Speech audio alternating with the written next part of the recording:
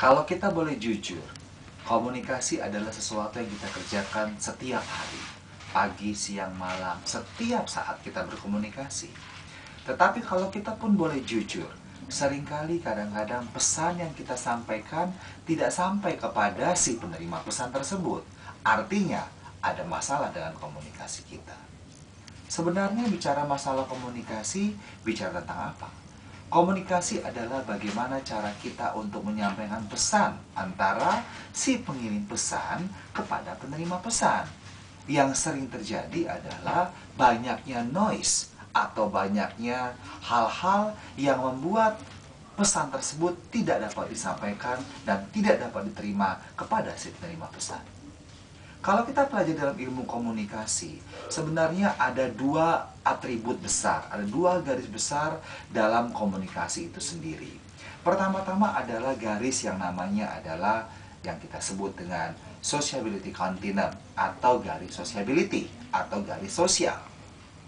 Yang kedua adalah garis bentuknya adalah horizontal yang dikatakan adalah garis dominans atau dominance continuum. Nah, perpaduan antara garis sociability ini dan garis dominance ini membentuk cara orang untuk berkomunikasi. Sehingga dari ilmu komunikasi dapat dikategorikan ada 4 jenis cara berkomunikasi. Pertama-tama adalah kalau kita mengacu daripada garis ini, dari dua garis ini, yang di kuadran pertama. Kuadran pertama ini adalah yang mana sociability-nya tinggi, dominance-nya juga tinggi. Mereka kita kategorikan dengan orang-orang yang bergaya komunikasinya adalah kita kategorikan emotif.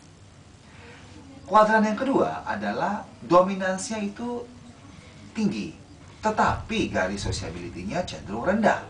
Orang-orang ini terkategori adalah yang kita sebut dengan gaya komunikasinya direktif. Pada kuadran ketiga, di mana garis sociability-nya itu rendah dan garis dominansinya juga adalah rendah. Kuadran ketiga ini kita kategorikan adalah gaya komunikasinya disebut dengan reflektif. Yang keempat adalah yang mana gaya atau garis dominansinya itu cenderung rendah dan sociability-nya cenderung tinggi, dikategorikan yang namanya adalah suportif.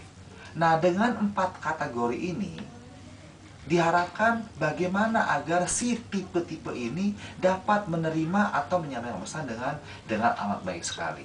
Saya tidak tahu seperti apa gaya komunikasi Anda. Terima kasih.